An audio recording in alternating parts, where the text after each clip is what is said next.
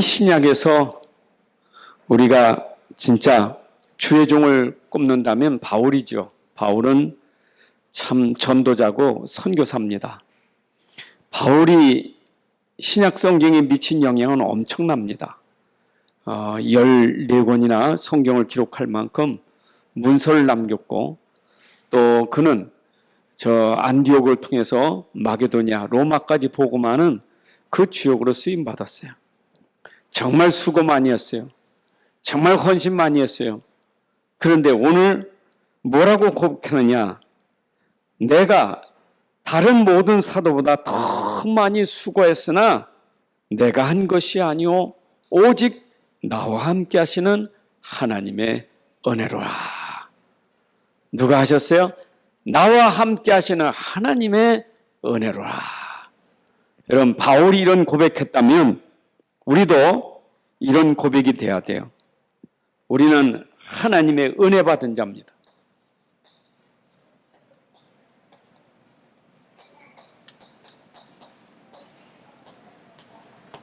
하나님의 은혜 받은 자. 근데 은혜 받은 것도 감사한데 우리에게 또 은혜 주시는 하나님. 은혜 받았는데 또 은혜 주시는 하나님. 여러분들이 은혜 받는데 또 은혜를 주시는 하나님. 그래서 우리가 은혜는 항상 풍성합니다. 자, 그래서 바울이 이 사역을 감당할 수 있었던 힘이 뭐냐, 힘이. 바울의 힘. 바울의 힘은요, 딴 거 없어요. 은혜. 은혜로 한 거예요. 이게 힘이었어요. 여러분들의 힘이 뭐가 돼야 되느냐? 은혜가 힘이 돼야 돼. 은혜. 바울은 그 하나님의 은혜가 힘이 됐다니까요. 바울이 실력 있고 가문 좋고 능력 있으나 그걸로 된 게 아니고 하나님의 은혜예요. 하나님의 은혜. 맞죠? 그래서 우리가 은혜를 받았다는 것은 은혜 받았다, 은혜 받은 자다. 은혜 받은 자가 복이에요. 은혜 받았다, 은혜를 받은 자. 여러분들 은혜 받은 자입니다. 그래서 누가복음 1장 보게 되면 1장 28절에 천사가 마리아에게 한 말입니다. 마리아요, 너는 은혜 받은 자다. 평강이 있을지어다. 바로 예수님 잉태했는데 천사가 그 잉태한 마리아에게 너는 은혜 받은 자다. 예수님이 있다니까, 예수님이 계셨으니까 은혜 받은 자예요. 마리아는 예수님이 잉태됐다니까요. 은혜 받은 자요. 평강이 있을지어다. 여러분, 그 은혜를 깨달으면 평강이 있게 되는 거예요. 여러분들에게 예수님이 임했잖아요. 마리아에게 임한 것처럼. 예수님에게는, 마리아에게는 동정녀 몸에는 육신의 몸이 잉태됐죠. 동정녀, 여자의 몸이 잉태됐는데 우리는 그분이 영으로 우리 안에 와 계시다고요. 은혜 받은 자예요, 여러분들이. 우리 은혜 받은 자에게 얼마나 감사합니까? 은혜 받은 자. 여러분, 다니엘서 10장 11절에 보니까 다니엘이 들었어요. 큰 은총을 받은 다니엘아. 큰 은총을 받은 다니엘아. 은총은 위에서 오는 거예요. 이 은총, 하나님께로부터 오는 은혜와 은총일. 다니엘아, 큰 은총을 받은 다니엘아. 여러분들에게 오늘도 주님의 음성이 큰 은총을 받은 여러분들, 하나님의 은혜 받은 여러분들, 다윗이 그 은혜로 했다니까요. 그 은혜로. 오늘 이건 놓치면 안 돼요. 그래서 여러분들의 모든 삶의 인생의 삶의 여정이, 여러분의 여정이 언약의 여정인데 뭐냐? 그 언약의 은혜죠. 그런데 이거는 시편 90편 9절 10절에 보게 되면 우리 인생이라는 것은 신속히 날아가요. 금방 세월이 빨리 지나갑니다. 삶은 금방 지나가요. 그런데 진짜 은혜 못 얻으면 그냥 죽는 걸로 끝나는 거예요. 근데 은혜 받은 자의 삶은 80이든 90이든 그 여정은 복된 인생이에요. 여러분의 인생이 복된 인생이 되려면 은혜 받아야 복된 인생이 되지, 은혜 없는 사람은 사람은 왔다가 다 죽는데요. 안 그렇습니까? 전도서 12장에 보게 되면 인생의 허무함을 얘기하는데, 인생 그렇잖아요. 세월이 가면 그렇잖아요. 세월이 가면 우리가 이도 빠지고 눈도 어두워지고 점점 사람은 쇠퇴해지게 돼요. 그러나 우리 인생이 그래서 결국 흙으로 돌아가는데, 중요한 것은 흙으로 돌아가는 인생으로 끝나는 게 아니라 우리는 뭐야? 하나님의 은혜를 받고 사는 인생이기 때문에 우리의 삶도 복된 삶이 되는 거예요. 맞죠? 삶이 복된 삶이 돼야 돼요. 오늘 우리 천재영 목사님, 우리 노예 천재영 목사님이 소천하셔서 오늘 거기는 연화장이 아니라 저쪽에 어천 쪽에 있는 새로 생긴 거기 가서 한백산 거기 갔다 왔는데, 그렇잖아요. 진짜 한참 더 사실 뿐인데, 암으로 이제 어쩔 수 없지요. 감당할 수 없잖아요. 돌아가셨지.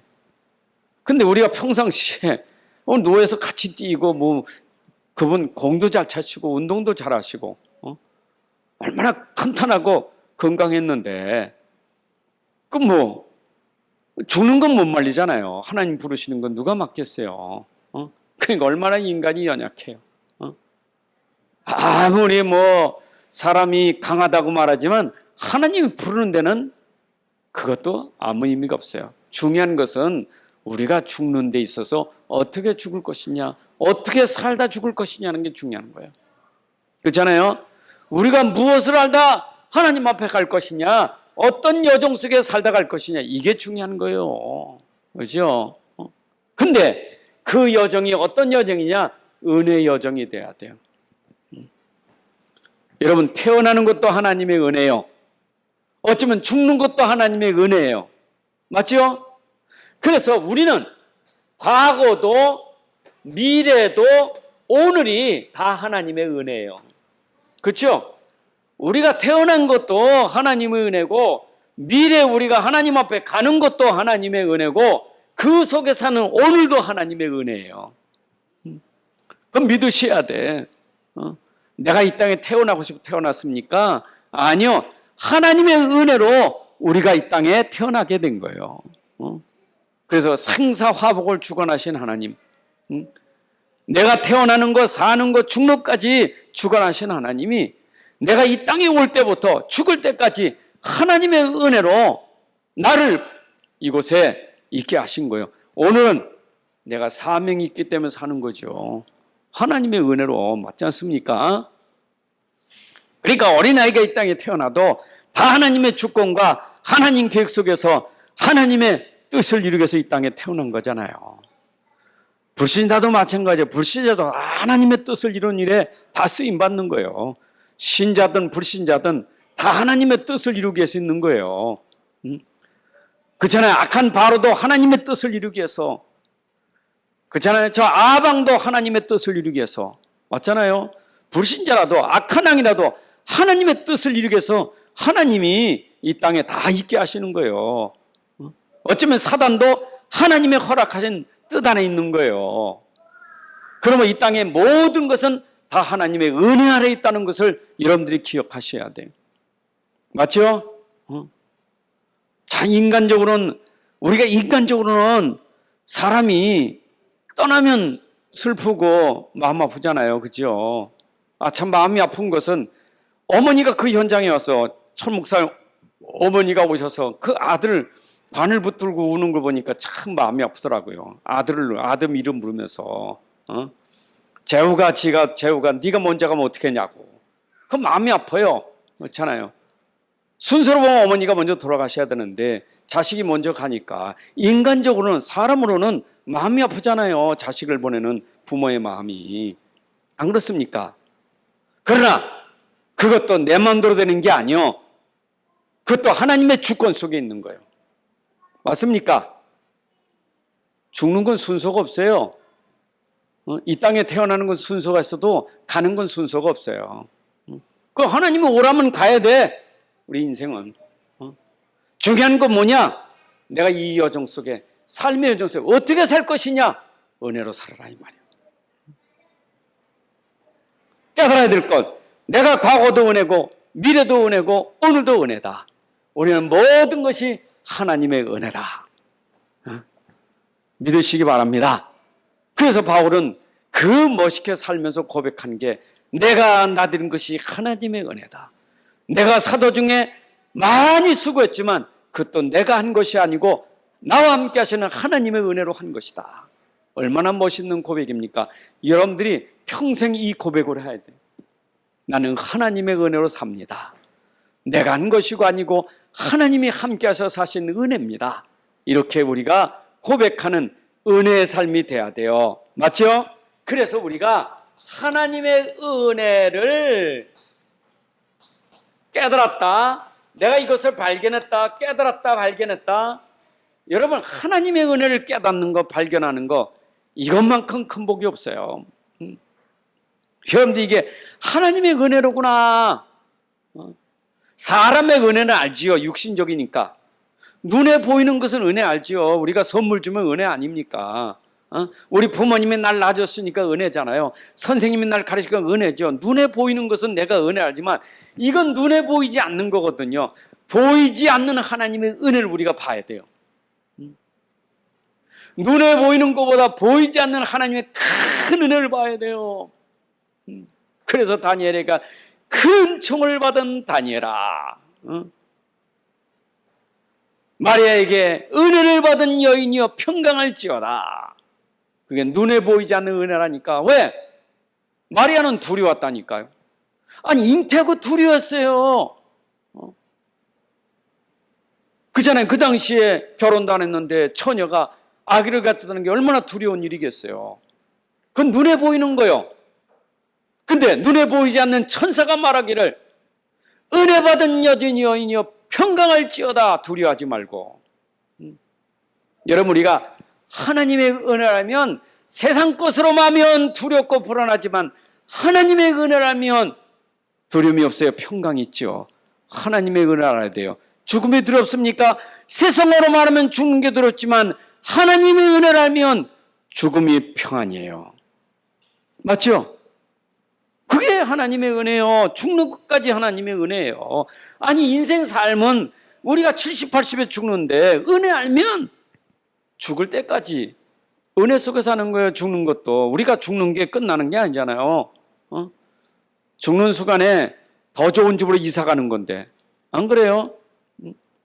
초막집 살다가 대골집으로 이사 가면 얼마나 행복합니까? 근데 그건 다 육신의 장막, 무너지는 장막이지만 무너지지 않는 영원한 집으로 이사 가는데 얼마나 행복한 시간입니까? 죽음이. 그거는 은혜를 깨달아야 알지. 은혜 못 깨닫는 사람이 죽는 게 얼마나 두려운데요. 그렇잖아요. 은혜 몰라보세요. 세상 끝이죠. 은혜라는 사람은 그게 아니잖아요. 내가 이 죽는 순간에 세상에서 떠나서 이제 하나님 나라, 영원한 나라로 가는 시간이다. 그러니까 내가 죽음 속에도 은혜의 죽음은 행복한 거예요. 맞죠? 은혜 죽음 행복한 거예요. 아이고, 참, 아구이산에서 지금 금방 이게 텔레반 사건으로 인해서 피난민들이 막 몇십만이 지금 막 공항에서 난리요. 그러니까 막 아우성이지, 막 어떻게. 도망가다가 얼마나 급했으면 애기 놔둔 것도 모르고 도망갔어. 그 애기가 다 부모는 간데 애기만 동굴에 떨어서 울고 있는 거예요. 참, 그렇게 비참하잖아요. 애기 놔두고 자기는 탈출했는데 애기만 있더라니까, 동굴 안이. 그 사진 하나 왔죠. 얼마나 안타까운 말입니다. 우린 죽어도 괜찮으니까 이 자식만큼은 당신들이 좀 맡아달라고 철조망 너머에 있는 미국 군인들에게, 영국 군인들에게 아들을 던진다니까, 이렇게. 그게 조그만 애기 담 너머로 던지니까 군인들이 받아가지고 그 아이들을 고국에 들어가서 키우겠다고. 우린 죽어도 괜찮으니까 내 아들만큼은 좀 거기 가서 살아보겠다. 여러분, 그러나 육신은 그런 여정에 이런 고통 저런 고통이 있지만 그 아이도 은혜를 모르면 육신은 살지는 몰라도 평안은 없는 거예요. 은혜 모르는 인생은요, 삶의 여정이 그게 다 고통이 고난이에요. 그러나 깨달으면 이 여정은 우리에게 축복의 여정이에요. 오늘 하나님의 은혜 깨닫기를 바랍니다. 진짜 발견해야 돼요. 자, 보세요. 하나님의 은혜가 언제 우리에게 나타났는가? 로마서 5장 8절. 우리가 아직 죄인 됐을 때 12가지 문제, 사단의 12가지 문제, 이 가운데 있을 때 하나님의 은혜가 나타났다니까요. 은혜가 언제 나타났느냐? 내가 아직 하나님을 대적하고 아직 우리가 하나님 모르고 불신 속에 살면서 말이요, 사단 심부름하고 사단의 종이 돼서 살았을 때 그때 하나님이 우리에게 찾아오셨단 말이요. 우리가 아직 죄인 됐을 때 하나님이 우리에게 나타나신 거예요. 그렇잖아요. 어떻게 하나님이 보좌를 버리고 이 땅에 내려오셨습니까? 천하디 천한점 말구에까지 오셨습니까? 그것도 부유한 자 찾으러 뭐 있는 자, 건강한 자 찾으러 온 게 병든 자 찾으러 오고 없는 자, 가난한 자, 구속받은 자들을 찾아오신 주님이에요. 하나님은 그렇게 우리에게 은혜 주셨어요. 세상에서는 아무도 알아주지 않고 아무도 뭐 우리를 사람 취급 안 하지만 하나님 우리를 찾아오셔서 세상이 모르는 그 엄청난 은혜를 우리에게 주신 거예요. 생각해 보세요. 이 12가지 문제가 어떤 문제인가? 만약에 은혜가 없으면 이 문제가 어떻게 됐어요? 이 문제가 12가지 문제가 근본이 뭡니까?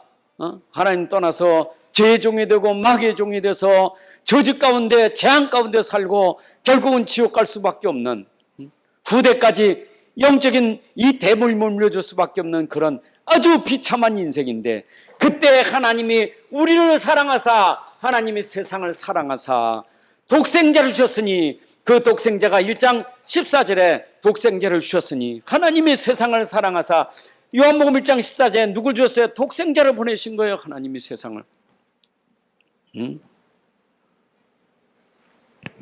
여러분, 우리가 아직도 있을 때 하나님은 그 사랑을 구체적으로 누구를, 그리스도를 통해서 우리에게 그 사랑을 나타내신 거예요. 그렇잖아요. 하나밖에 없는 아들, 독생자를 이 땅에 보내셨다는 것은 우리를 얼마나 사랑하셨으면 하나밖에 없는 아들을 내어주시고 우리를 살리려고 하셨는가 말이에요. 안 그래요? 이게 하나님의 사랑이요. 하나님의 사랑. 하나님의 사랑. 그 하나님의 사랑을 설명하려고 아브라함에게 100세에 나는 아들 이삭을 번제로 드려라. 하나님의 사랑 설명하려고. 100세에 나는 아들을 어떻게 하나님께 번제 드릴 수 있겠어요?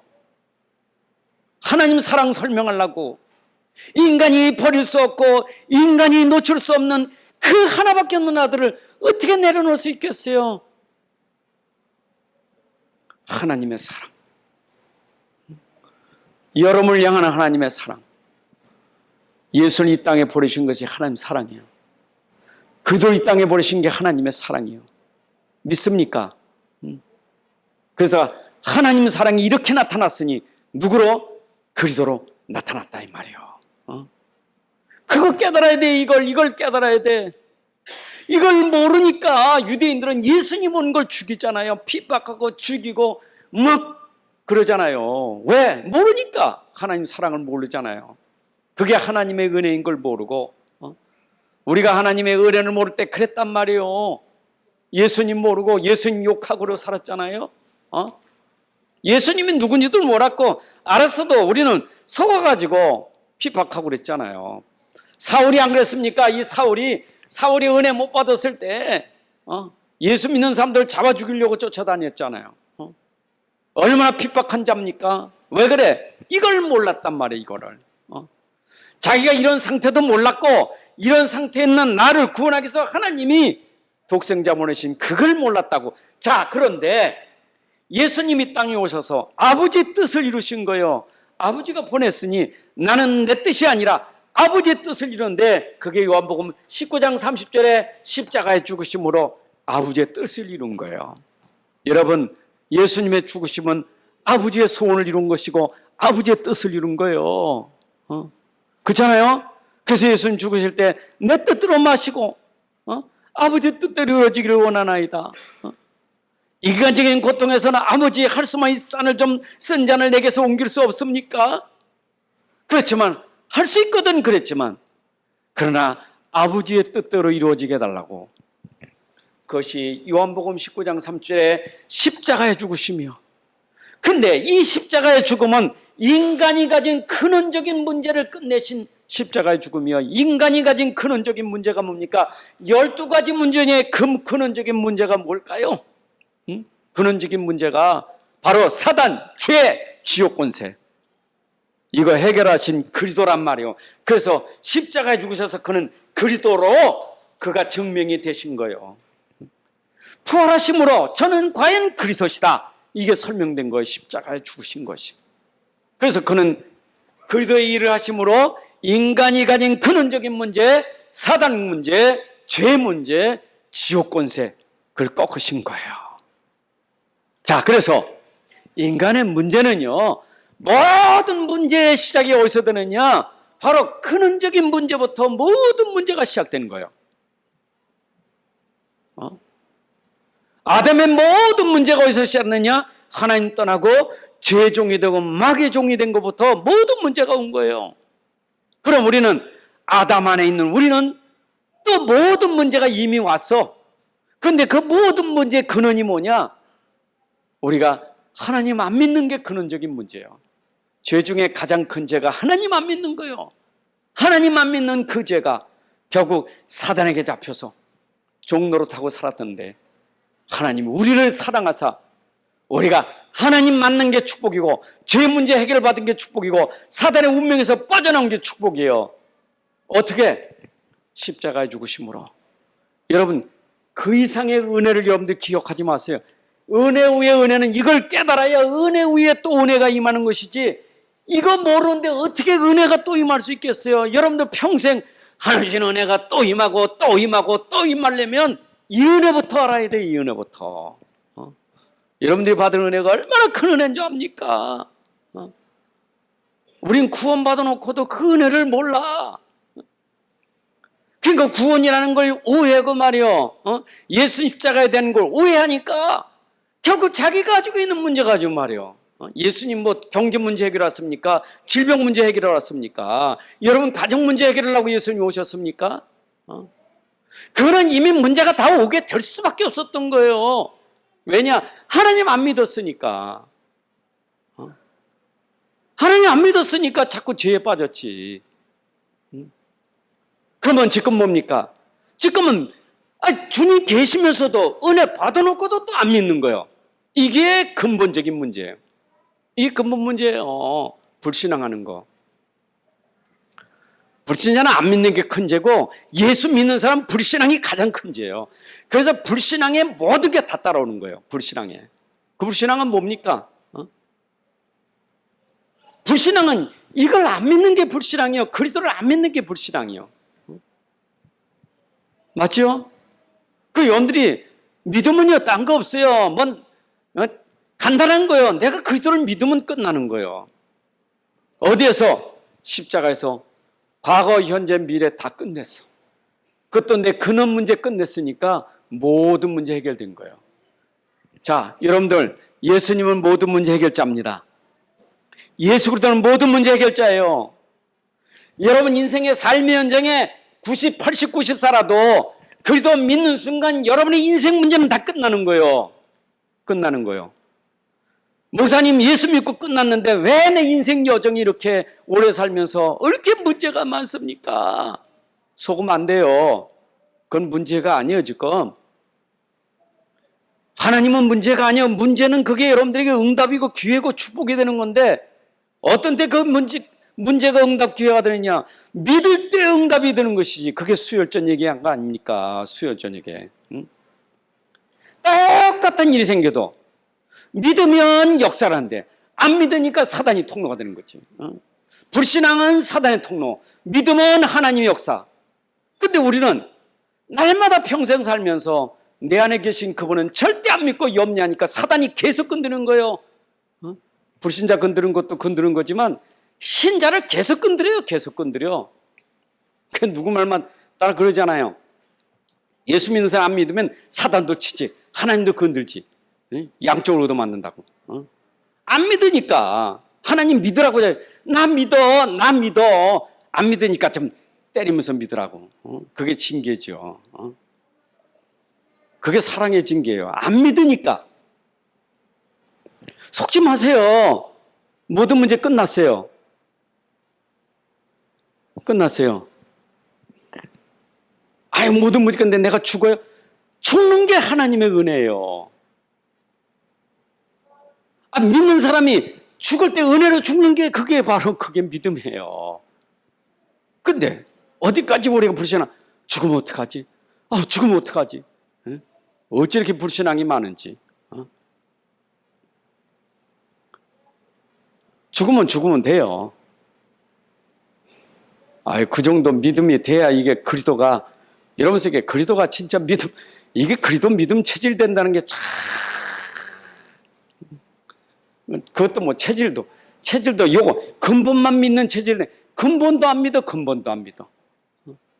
근본도 안 믿으니까 세상 살면서 여정이 힘들지. 그렇잖아요. 여기 그랬어요. 인생의 자랑은 뭐라고? 인생의 자랑은 뭐뿐이랬어요? 수고와 슬픔뿐이네. 그러니까 맨날 인생이 수고와 슬픔만 자랑하고 살아. 참, 여러분 인생 수고 슬픔이 있는 겁니다. 그런데 내가 은혜 받으면 수고가 슬픔이 내가 한 것이고 아니라 하나님의 은혜로 한 것입니다. 그러잖아요, 바울이. 나는 수고를 많이 했지만 그 수고는 하나님의 은혜입니다. 아멘. 자, 그러면 하나님의 은혜는 발견됐으면, 하나님의 은혜 발견돼서 믿어야지. 믿으라고 은혜 줬지. 믿으라고. 믿음. 하나님의 은혜는 믿으라고 준 것이지. 깨달았어. 그렇죠? 여러분들이 뭐 오늘 이거 설교 듣고는 깨닫는 게 은혜죠. 그러네. 맞아요. 아이고, 맞네요. 머리까지는 되는데 가슴에는 안 믿어지는 거예요.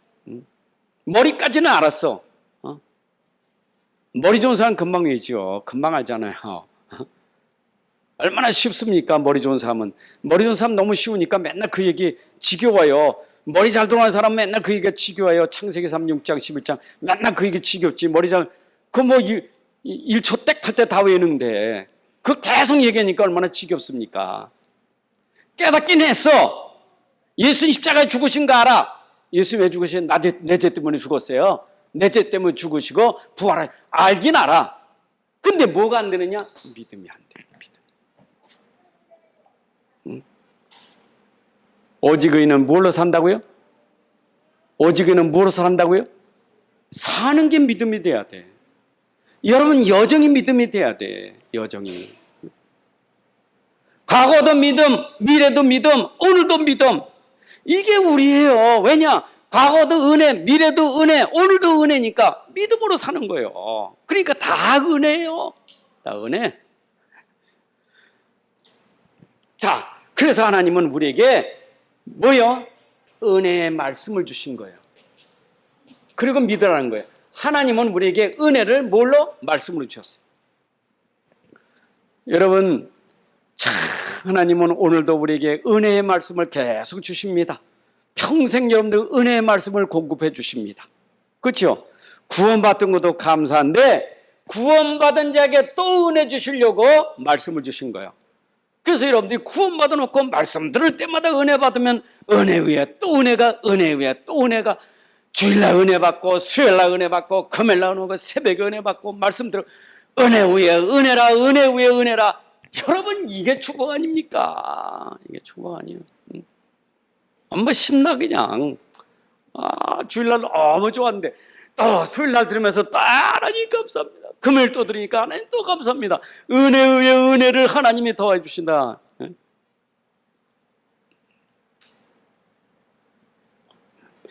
믿읍시다. 진짜 믿으세요. 뭐 내가 믿는지 안 믿는지는 이 말씀의 핵심이 뭐냐? 복음이. 하나님의 은혜의 말씀 복음인데 뭐냐? 오직 복음밖에 없어. 이게 말씀이에요. 여러분들이 믿을 건요, 하나님 말씀이 증거하는 오직 복음 믿으면 돼요. 근데 오직 복음 믿는데 은혜 위에 은혜가 임하는 거예요. 참 신기하지. 나는 다른 거 없어. 다른 거 안 믿어. 다른 건 없어. 구원받는 길은 오직 복음. 다른 복음은 없어. 오직 복음. 그것만 믿는데 신기하죠. 은혜 위에 은혜가 자꾸 임하는 거예요. 다른 거 하면요 헷갈려버려. 은혜가 아니라 다고 시달려요. 근데 오직 복음 간단해. 순수한 오직 복음 또 믿고 믿으니까 있잖아요. 이게 말이에요. 신기하게 힘나는 거예요. 힘 생긴다니까. 그래서 바울이 그랬잖아요. 다른 복음을 전하면 저주받을지어다. 갈라디아 1장 6절에. 다른 복음 없나니 바울에게는 이 복음밖에 없었어요. 나는 복음만이 은혜요. 베드로도 됐죠. 천하 인간의 구원을 주는 다른 복음이 있습니까? 없어요. 그래서 성경은 오직 복음. 이게 렘넌트 7명이 하나님 말씀 붙잡고 믿었던 오직 복음이에요. 그래서 66권은 두껍지만 이 복음은 은혜의 말씀인데 이 은혜의 말씀은 뭐냐? 내용이 오직 복음 믿으라는 거예요. 오직 복음. 오직 그리스도 믿는. 그래서 이 오직 그리스도를 믿는 것을 은혜의 믿음이라 그래. 이게 히브리서 4장 2절. 여러분, 우리가 진짜 믿는다는 것은 하나님이 주신 것을 받아들이는 거예요. 하나님 주신 걸 내가 받는 게 믿음이에요. 그렇죠? 그러니까 내 마음에 진짜 받아야 돼. 언제냐? 고린도후서 6장 1절 2절. 은혜를 받으라. 어떻게 받아요? 믿어야 받지. 여러분, 믿음도 은혜예요. 그러니까 하나님 주신 은혜를 내가 받아야 돼. 어떻게 받아? 믿음으로 받아야 돼요. 그래서 지금이 은혜 받을 만한 때요. 지금이 구원의 날이로다. 지금 은혜 받으라. 지금 은혜 받으라. 여러분들, 은혜 주실 때마다 은혜 받으시기 바랍니다. 말씀 주실 때마다 말씀의 은혜 받으시기 바랍니다. 복음이 선포될 때마다 복음을 믿음으로 받으시기 바랍니다. 그게 하나님이 역사하시는 믿음이요. 하나님 그런 거예요. 저도요, 이 복음 전하면서 이게 복음 전하면서 체험하고 누리는 거예요. 야, 하나님이 주의 종에게 복음만 말하라고 하는구나. 이걸 내가 체험돼요. 복음만 말하는 이걸 내가 안다니까. 야, 하나님이 복음만 말하는 것에 내게 축복을 주시는구나. 얼마나 복음만 말하는 게 얼마나 행복한지 몰라요. 하나님이 그 마음을 주셔서 복음만 말하는 종으로 나를 부르셨구나. 얼마나 행복한지 몰라. 복음 전하는 주의 종들 얼마나 감사합니까? 여러분들은 그런 복음을 들을 때마다 받으셔야 돼. 믿음은 받는 겁니다. 여러분들 모든 고통을 해서 내가 받아들여야 돼요. 자, 그래서 이걸 받아들이니까 믿으니까 은혜의 성령이 여러분 속에 임하는 거예요. 로마서 8장 2절. 내가 받으니까 뭐가 해요? 생명 곧 성령이 우리 안에 임하더라.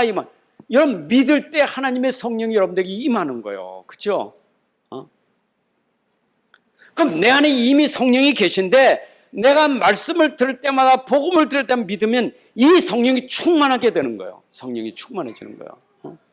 그래서 성령이 내 안에 오셔서 나를 인도하고 성령이 충만한 게 신분이에요. 성령 내주 인도 충만. 어떻게 복음 가진 사람이 믿음으로 복음을 받아들일 때 성령이 내주하고 복음 가진 자가 복음을 계속 들을 때마다 믿으니까 성령이 충만해지고 그게 하나님의 방법이에요. 은혜 믿으시면 돼. 자, 그런데 하나님의 은혜는 믿는 자에게 어떻게 하시죠? 자, 아까도 그랬어요. 믿는 자에게 하나님의 은혜가 성령으로 임하셨다 하는 말은 나하고 함께 하시기 위해. 여러분, 하나님의 은혜가 내가 임했다는 것은 하나님이 함께 한다는 거예요. 그렇죠? 은혜 떠는 자는 하나님이 떠난 자고, 은혜가 임한 자는 하나님이 함께하는 자예요. 맞죠? 하나님이 함께하는 자예요. 사실은 하나님이 나와 함께하면 성령이 내 안에 오셔서 나를 인도하고 그분이 내게 역사하면 끝이에요. 근데 방법은 뭐예요? 예수 십자가에서 우리의 근본 문제 해결하신 그 사실을 내가 진짜 믿으면 성령이 임하고 그 성령이 내게 역사하시니까 끝이에요. 그래서 하나님의 은혜는 하나님의 역사로 하시면 된다 이 말이에요. 여러분 인생이 하나님의 은혜로 사는 건 하나님 역사로 산다 이 말이에요. 하나님 능력으로 산다 이 말이에요. 그렇죠? 내 힘이 아니고 하나님 은혜로 사는 거예요. 자, 그러면 하나님이 함께 하는데 얼마나 구체적입니까? 하나님은 나와 함께 하신다. with. 하나님은 나와 함께 하신다. 예. 여러분 모두에게 함께, 나에게 함께 하시기 위해서 어느 오신가? 믿는 자 안에 오셔서 함께 하는 거예요. 오늘도 여러분들이 성령이 여러분 안에 오셔서 함께 하십니다. 하나님이 함께 하십니다. 누가요? 믿는 자가 그걸 누리고 있는 거예요. 오늘 함께 축복을 누리셔야 돼. 믿는 자가 함께 한단 말이에요. 근데 이거는 내가 믿을 때 나의 복음이고 나의 믿음이지만 이 믿음을 가진 모든 사람에게 같이 하기 때문에 이걸 뭐냐? 임마누엘이라는 믿음이에요. 임마누엘. 이 말은 우리와 함께 하신 하나님이라 이 말이. 그렇죠? 그렇죠? 개인적으로 말하면 장로님 나와 함께, 권사님 나와 함께, 집사님 나와 함께 하는데 이걸 주님 편에서 보면 우리와 함께 하신 하나님이라, 나와 함께 하시고 우리와 함께 하신 하나님이라 이 말이에요. 그렇죠? 그러니까 하나님의 은혜가 내게 임했고 우리에게 함께하는 은혜가 임한 거예요. 그게 교회의 은혜예요. 그렇죠? 그러니까 교회 가면 하나님의 은혜가 보여야 정상이요. 왜냐? 교회에 하나님이 함께 하시니까 그 은혜가 보이는 것이 정상이요. 개인으로 말하면 여러분 개인에게 하나님의 은혜가 보여야 되고 내 개인에게 하나님의 은혜가 보여야 되고 우리와 함께 하니까 교회의 은혜가 보여야 되고 맞죠? 근데 이 정도 아니잖아요. 하나님은 원리스라는 것은 하나님 모든 것에 함께한다. 말은 모든 것, 문제 속에도 함께하고 응답 속에도 함께하고 불신 세계에서 함께하고 이거는요 모든 것에 함께하셔요. 그 말은 하나님은 이 모든 것에 하나님이 함께해서 통치하고 다스리기 때문에 우리가 이걸 믿으셔야 돼요. 근데 우리가 이걸 잘 모르면요 이것까지는 되는데 모든 것에 함께 하시는 걸 못 믿으니까 하나님이 함께하는 걸 못 믿으니까 자꾸 우리가 그냥 뭐 이게 뭡니까 이게 이 사람 자꾸 왕따 당하고 말이에요. 왕따 시키고 그러잖아요. 응? 여러분 불신자도 하나님이 함께 하십니다. 불신자 속에도 하나님이 역사하시는 게 있어요. 그렇죠? 함께하는 걸 믿어야 돼요. 그걸 모르면 자꾸 뭐 우리끼리만 하면 안 돼요. 하나님 모든 것에 함께하기 때문에 그 속에서 여러분들이 나와 함께 우리와 함께를 누리고 사셔야 돼요. 맞아요? 대한민국 땅에 하나님이 함께 하십니다. 세상 불신자가 통치해도 하나님이 함께하는 민족이에요. 하나님이 함께하는 민족이에요. 그거 깨달아야지. 에이 이 민족은 말해 이거는 저주받은 민족이에요. 그러면 안 돼요. 하나님이 함께하는 민족이에요. 하나님 이 땅에 저주한 적이 없어요. 하나님이 저주하시는 하나님이 아니요. 하나님 축복하시는 하나님이지.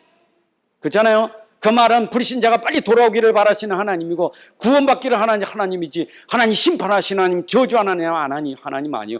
근데 인간이 자기하고 마음에 안 들고 자기가 편이 안 되면 자꾸 남을 저주하고 저건 망해야 된다고 이런단 말이에요. 여러분 대통령 욕하는 것은 한 뜻이 아니에요. 대통령을 세우신 것도 하나님이에요.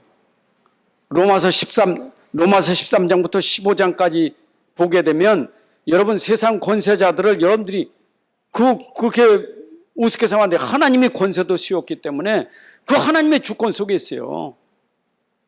맞죠? 대통령이 실수해도 하나님 주권 속에 있어요. 저는 우리나라 역대 대통령 다 하나님의 주권과 계획 속에서 나라 지금까지 온 거예요. 다. 왜? 그분들을 세워야 될 이유가 있기 때문에 하나님 세우게 된 거예요. 왜? 하나님의 뜻을 이루려고. 그러니까 절대 주권과 계획 속에서는 아무도 욕할 게 없어요. 대통령이 잘한다 못한다, 그건 내가 할 말이 아니요, 그건 하나님이 하실 말이에요. 맞죠? 맞죠? 대통령하고 상담해 보세요. 말로 이길 수 없어요. 다 일리가 있다니까. 근데 이걸 믿으면 돼. 하나님의 은혜는 나와 함께하고 우리와 함께하고 모든 것에 함께 하신다. 그러면 나는 뭐예요? 하나님 은혜 속에 있기만 하면 돼요. 그래서 바울이 뭐라 했어요? 나는 만삭되지 못한 자고 나는 지극히 작은 자지만 하나님의 은혜로 산다. 교만하지 마세요. 나보다 난 사람 없어요. 내가 제일 못난 사람이에요. 만삭되지 못한 자예요. 바울이 그랬어요. 나는 죄인 중에 개수요. 나는 사도 중에 지극히 작은 자예요. 그죠? 나는 진짜 제일 못난 사람이요. 하나님의 은혜로 됐다. 근데 내가 교만하면 저건 못났고 저거는 누구 저거는 누구, 내가 더 똑똑하고 내가 잘났다는 얘기예요. 여러분, 언제나 나는 다 부정, 누구한테 배워야 될 사람이고 누구한테는 내가 다 알아야 될 사람이요. 겸손함으로 배워야 되고 다 깨달을 사람이요. 여러분, 어린아이 앞에서도 여러분들이 겸손해야 돼요. 어린아이 입을 통해서도 배울 게 많아요. 그렇죠? 그게 바로 우리의 나약함과 연약함은 늘 우리가 그런 자세를 가지고 살아야 돼요. 그러니까 여러분들이 남을 자꾸 핀잔하고 불평하는, 하나님이 그래야지 말라 그랬어요. 왜냐? 복음이 기준이면 남 비판하고 판단하지 마라. 그 판단하는 것이 너를 스스로 판단하게 할 것이니 비평과 판단과 비판하지 마라 그랬잖아요. 근데 우리는 얼마나 남에 대해서 말을 잘하고 비판을 많이 합니까? 왜? 이게 불신앙이 돼서 그래요. 그게 바로 불신앙의 죄예요. 하나님 안 믿으니까 그럴 수밖에 없지. 자, 결론은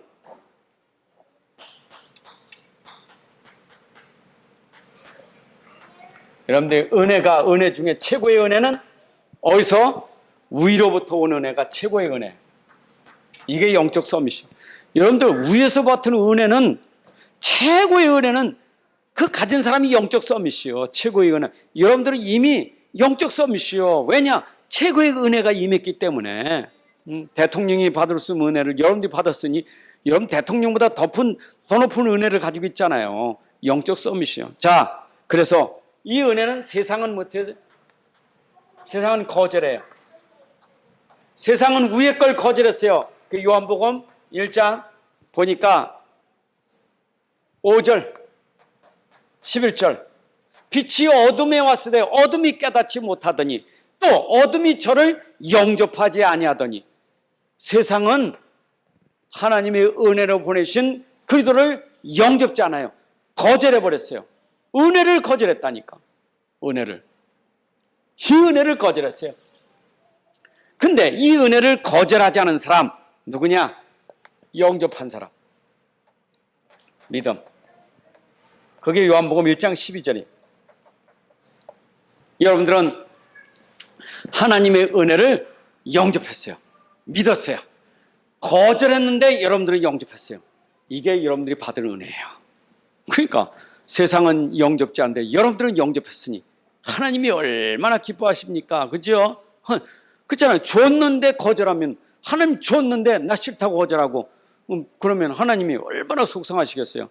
근데 줄 때 감사합니다 받는데 하나님 기뻐하는 거예요. 그렇죠? 선물을 줄 때 받아야 기쁜 거지, 선물을 거절하면 그거 얼마나 그렇습니까? 있잖아요. 여러분들이 목사님한테 선물을 줬는데 목사님이 이걸 몇 가져서 차버려 보세요. 여러분들 어떤 마음이 들겠어요? 선물 줬는데 목사님 발로 차거나 거절해보면 어떻게 되겠어요? 실험감도 그게 아니지, 상처가 되지. 그럴 수가 있나? 하물며 하나님 주시는 선물을 여러분들이 거절하면 안 돼요. 하나님 주시는 은혜는 믿음으로 받으셔야 돼. 겸손하게 받으시면 돼요. 또 너무 겸손한 사람 있어. 그걸 내가 어떻게 받느냐고, 내가 죄인인데 어떻게 그걸 받느냐고. 그거는 겸손도 아니에요. 자, 그래서 오늘 더 중요한 것은 제가 요한복음 1장 16절, 오늘 말하려고 하는 요지 내용.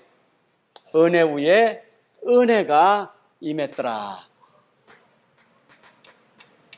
또 오늘 고린도서 15장 10절 이 성경 구절 두 군데. 이제 진짜 하나님의 은혜. 내가 그 은혜를 받았는데 또 은혜를 받으면 은혜 위에 은혜더라. 이런 평생 은혜 위에 은혜가 더하고 은혜가 더하고 은혜가 더하시기를. 그래서 풍성한 하나님이 날마다 계속 은혜 주시는 여러분들 삶이 돼야 돼. 그래서 오늘보다 내일이 더 많고 내일은 모레가 더 많아지고, 왜냐? 은혜가 갈수록 더 깊어져야 돼. 그게 은혜 받은 인생이요. 그 말은 믿음이 점점 더 자라고 여러분들이 성숙하게 되고 여러분들이 진짜 전도제자가 되고 일꾼이 되는 것은 은혜 위에 은혜를 받아갈수록 제자가 되고 일꾼이 되고 성숙한 신앙이 되는 거예요. 그게 우리의 믿음 생활이요. 맞죠? 그래서 은혜 받아야 교회 살립니다. 은혜 받아야 현장 살립니다. 이것은 오는 주일날 또 메시지가 지난 시간에 은혜 받은 교회를 살렸는데 또 주일날 여러분들이 진짜 오직 이 은혜를 여러분들이 받아서 현장 살리는 주역이 되어야 되겠어요.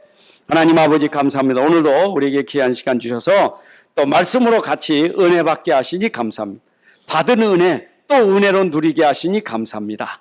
우리가 은혜의 힘을 통해서 바울이 누렸던 그 힘으로 현장 살렸던 것처럼 우리가 이 힘으로 현장 237 나라 살릴 주역이 되게 하여 주옵소서.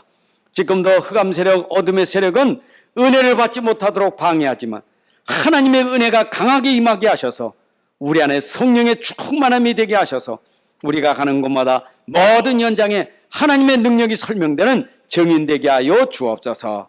이제는 우리 주 예수 그리스도의 은혜와 아버지 하나님의 크신 사랑과 성령님의 인도 역사 충만하심이 오늘 함께 예배하는 주의 자녀들 머리 위에, 가정과 산업 속의 후대 위에 이제로부터 영원까지 함께할지어다. 아멘.